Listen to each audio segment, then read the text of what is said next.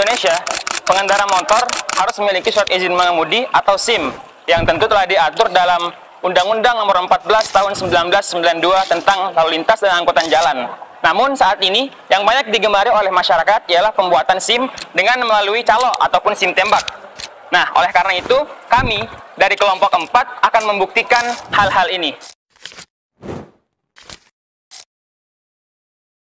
Surat izin mengemudi adalah syarat wajib bagi pengendara roda 2 maupun roda 4 yang tentunya memiliki kecakapan dalam berkendara dan menguasai medan apapun di jalanan. Namun, di balik itu semua,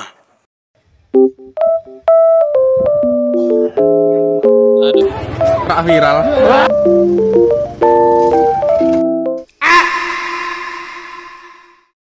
pembuatan SIM terbilang cukup sulit. Terdapat serangkaian ujian yang harus dilalui. Karena sulitnya, banyak masyarakat yang memilih jalur praktis dengan menggunakan jasa calo. Aduh, udah ketiga kalinya ini bikin SIM kagak beres-beres. Kenapa ya nggak lolos-lolos? Lama-lama menyita waktu banget ini. Lama-lama males juga ikut tes-tes. Kalau dipikir-pikir saran dari Nanang kemarin ada benernya juga ya. Kim, gue udah bilangin ke lu tempo hari, lu udah pada bolak-balik ke satpas ya. Capek iya, ongkos iya, panas-panasan, hujan-hujanan. Nih lu udah 2 kali nih. Ini sekali lagi sama aja lu mending nembak. Ini sekarang nembak, ya enggak? Lu bayar 500 atau enggak sampai 700, nambah dikit doang kan? Lah, dapet SIM instan, praktis kalau capek. Kalau dipikir-pikir iya juga, capek pasti. Yaudahlah, besok gue urus aja deh. Gue bakal nembak besok. Lalu, untuk mendapatkan SIM, kita harus merogoh kocek sebesar Rp120.000 untuk SIM A, B, dan B2. Lalu Rp100.000 untuk SIM C, C1, dan C2, serta Rp50.000 untuk SIM D. Itu belum termasuk biaya pemeriksaan kesehatan dan psikotes. Jadi total biaya untuk membuat SIM dengan alur tes untuk SIM C bisa mencapai Rp205.000. Sedangkan untuk SIM S atau SIM sulap atau yang biasa kita sebut SIM tembak bervariasi, tergantung tempat dan calonnya. Rata-rata biaya ini berkisaran antara Rp500.000 hingga Rp700.000. Bahkan bisa lebih. Selamat siang Kak, kita mau minta waktunya sebentar. Minta waktunya sebentar ya Kak. Di Indonesia itu kan pengendara motor itu wajib mempunyai SIM, surat izin mengemudi. Orang pengendara itu harus punya SIM, surat izin mengemudi.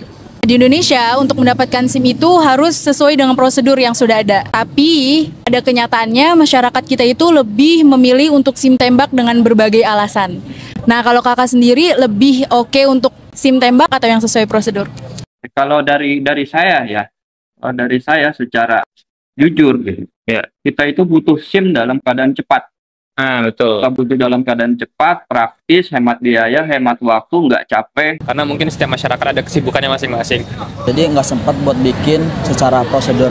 Sedangkan secara prosedur itu dari yang saya tahu itu berbelit-belit gitu loh Kak. Yang pertama pasti ada administrasinya, yang kedua ada tes tulis, dan ketiga ada tes prakteknya, dan agak sulit juga. Cuman ini alasan aku kenapa setelah dari prosedur itu beralih ke SIM tembak, karena satu berbelit-belit, 2 menyusahkan, ketiga memperpanjang prosesnya. Karena saya waktu itu bikin SIM itu melalui prosedur ya. Prosedur ya, jujur aja, berapa kali saya bolak-balik, ada dokumen yang kurang, nggak bisa hari itu, datang lagi hari itu kuota harian sudah full, nggak bisa. Dapat jadwal tes, ya dapat, cuma ya sore jadinya. Nah kalau kita ngambil SIM tembak kan otomatis ada resiko uangnya lebih besar. Menurut kakak sendiri itu oke nggak, atau nggak masalah, atau ini sebenarnya terpaksa sih gitu? Kalau buat saya sendiri sih ya Worth it sih Kak, itu sesuai. perlukan uang beberapa ratus gitu. kurang lebih setahu saya itu ada di angka 450 sampai 600-an gitu. Tapi kalau misalkan mereka nyalo sekalian yang A sama C ini, itu cuma 1,2, itu worth it. Jadi masih able lah untuk SIM yang jangka waktunya ya 5 tahun, 6 tahun dan seterusnya gitu. Kalau kita udah bahas tentang SIM tembak, berarti kan tidak sesuai prosedur. Kalau kakak sendiri memandang ini tuh sebenarnya hal yang ya harus diperbaiki atau memang ini perbuatan beberapa oknum aja? Sebenarnya kalau beberapa oknum mungkin iya, cuman oknumnya terlalu banyak sehingga ini menjadi normal di Indonesia gitu ya. Bahkan dari Aceh sampai Papua pun kalau ditanya-tanya ada nggak yang SIM tembak, pasti ada aja gitu. Ya kita nggak bisa tutup mata ya, nggak bisa tutup mata dengan adanya praktek-praktek di belakang tangan tuh. Iya, Disebut dengan calo kan. SIM tembak itu sudah bukan lagi rahasia gitu, tapi udah rahasia umum gitu, udah semua orang tahu. Ya kita tahu lah sebelum saya lahir pun udah ada praktek itu. Yang jadi pertanyaan kenapa praktek itu ada? Cuman kita ada namanya legal culture gitu, budaya hukum yang dimana budaya hukum ini terjadi gara-gara penerapan hukum itu tidak baik di masyarakat dan bahkan polisi pun menormalisasi ini sehingga hal-hal ini menjadi biasa aja di masyarakat gitu. Kalau ditanya apa solusinya atau apa yang harus dilakukan adalah ya pertama perketat celah-celah terjadinya ini kan pungutan liar gitu ya yang tidak sesuai dengan peraturan, perketat dan perkecil ruang-ruang terjadinya penyalahgunaan ini. Terus yang kedua penegak hukumnya juga harus jujur dan yang ketiga masyarakat jangan mau dengan prosedur yang mudah ini gitu loh. Supaya praktek calo ya nggak usah ada lah, karena ya jujur calo itu ya nggak benar ya, itu kan menjadi pintu ibaratnya praktek KKN itu makin ada terus, mau sampai kapan KKN kayak gitu ada terus. Untuk yang kedepannya mungkin ya saran saya teman-teman, karena dari Dirlantas juga kan sudah ada terobosan tuh digital online semua, namanya digital Korlantas namanya tuh, aplikasinya ada di Android tuh. Ya marilah kita bantu Dirlantas Polri untuk membangun aplikasinya terus supaya praktek calo ya nggak usah ada lah. Itu pendapat ini. Dilansir dari kanal berita Warta Bromo pada laman media sosial Instagramnya, hasil surveinya ialah dari 541 responden, 61% warga menggunakan jasa calo pada pembuatan SIM. Sedangkan warga yang lainnya melakukan pembuatan SIM melalui tes, dan ada yang melakukan tesnya sampai 9 kali. Lalu bagaimana dengan mereka yang membuat SIM melalui calo? Saya memiliki dua pandangan terkait hal ini. Kalau yang diartikan seperti biro jasa, misalnya, saya ingin membuat SIM namun keterbatasan waktu, materi dan yang lain sebagainya, untuk bisa saya langsung ke tempat pembuatan SIM di tempat polisi terdekat. Maka saya menggunakan biro jasa itu atau calo. Ketika calo itu sesuai prosedur, misalnya administrasi, prosedur dia ikuti, kemudian ada datang panggilan kepada saya untuk melakukan uji SIM, uji apakah saya dapat layak atau tidak mendapatkan SIM, maka prosedur yang telah saya lewati tersebut, meskipun saya menggunakan calo untuk administrasi, maka itu dalam pandangan saya itu bukan merupakan suatu pelanggaran hukum. Karena tahapan-tahapan dan prosedur itu telah dilewati sebagaimana aturan di dalam Undang-Undang WLJ yang mengatur terkait dengan pembuatan. Tetapi sebaliknya, kalau saya melalui calo, dalam arti tanpa saya diuji, apakah saya layak untuk mendapatkan SIM atau tidak. Tetapi dalam waktu yang begitu cepat saya mendapatkan SIM, maka ini bisa dikategorikan suatu pelanggaran hukum. Misalnya, bisa dikenakan dengan delik penipuan di dalam Undang-Undang KUHP. Karena di sana ada semacam tindak pidana penipuan di antara saya selaku pembuat dan dia menerima prosedur pembuatan SIM. Jadi semacam ada tipuan muslihat. Nah, ini yang tidak boleh dibenarkan. Bahkan ini perlu ditindak tegas hal-hal semacam ini. Kata apa? Tadi, bagaimana yang telah saya jelaskan akan berdampak terpanjang. Dan sekian banyak teman-teman yang saya wawancara, ibu itu melakukan perbuatan SIM tembak. Bagaimana pandangan Bapak terkait dengan pemikiran masyarakat yang seperti ini? Yang berpendapat bahwasannya perbuatan SIM itu dipersulit, Pak. Bagaimana pandangan Bapak? Ya, ini sebenarnya lagi-lagi subjektivitas masyarakat melihat prosedur dalam pembuatan SIM. Kalau saya berpandangan seharusnya pemikiran-pemikiran seperti ini sudah harus kita tinggalkan. Karena mengapa? Pentingnya kita itu melakukan atau ingin mendapatkan sesuatu itu sesuai prosedur, karena di situ ada uji kualitas, ada uji kualifikasi. apalagi dalam pembuatan SIM. Apa sih sebenarnya syarat dalam pembuatan SIM itu? Satu kan syarat administrasi, pasti dong. Pasti. Kedua prosedural, ya kan? Ketiga, ini yang paling mutlak, dia harus bisa mengendarai kendaraan. Kan begitu, nggak mungkin dia bikin SIM atau baru sepeda. Nggak mungkin, dan itu ngapain dicuci, atau dia bikin SIM baru beca. Kata oke, bahkan itu nggak perlu ada SIM. Bagaimana pandangan Bapak agar menangani permasalahan masyarakat yang membuat SIM dengan melakukan penembakan itu, Pak? Oke. Fenomena yang terjadi dalam pembuatan SIM adalah munculnya SIM tembak. SIM tembak ini dihasilkan di luar jalur yang resmi.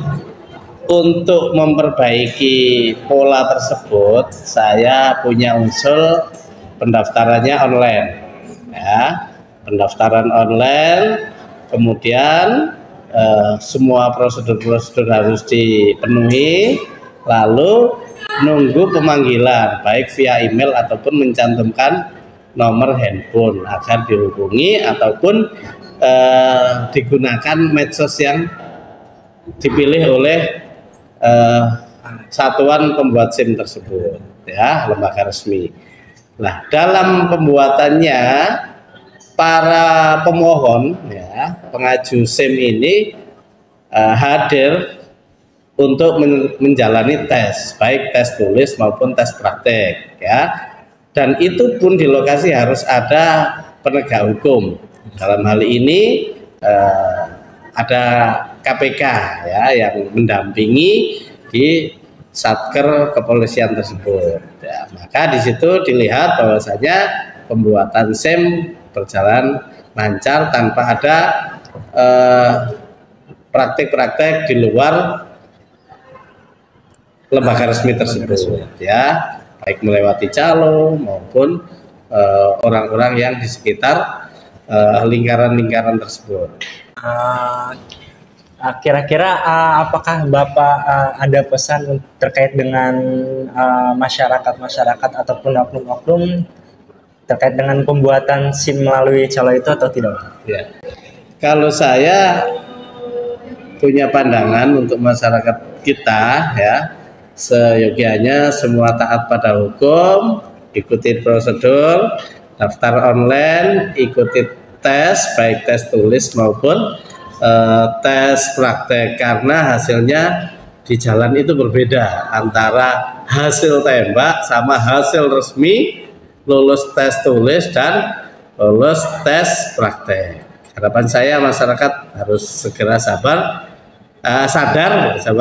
untuk mengubah mindset bahwasanya membuat SIM itu sulit, ya. Justru gampang asalkan belajar, ya. Karena memang ada tes tulisnya, ya. Selama ini tes tulis ya mungkin Anda bisa ikuti sendiri di sana bagaimana yang terjadi di sana. Oke? Dengan Bapak siapa?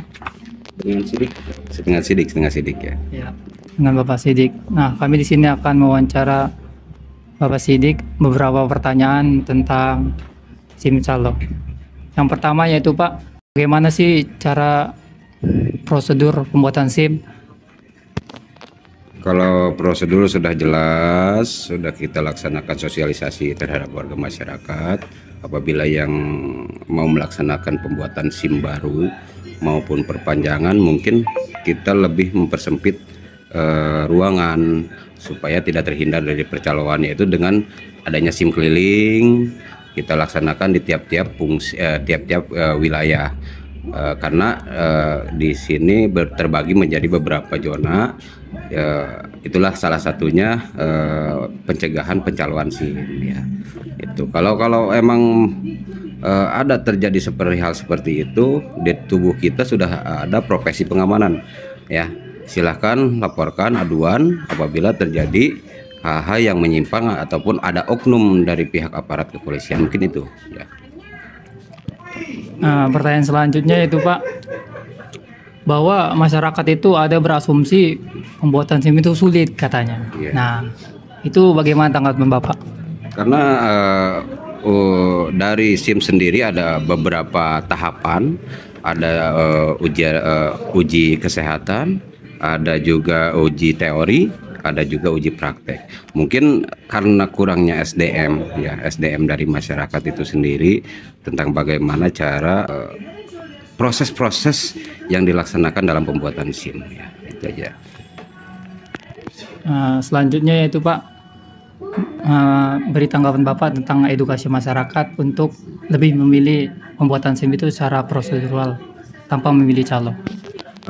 Kita di masing-masing wilayah ada Babin Kamtibmasnya, kita selalu laksanakan sosialisasi tentang kesadaran hukum. Ya, intinya tentang kesadaran hukum. Bagaimana cara masyarakat lebih dominan untuk sadar akan hukum, itu aja.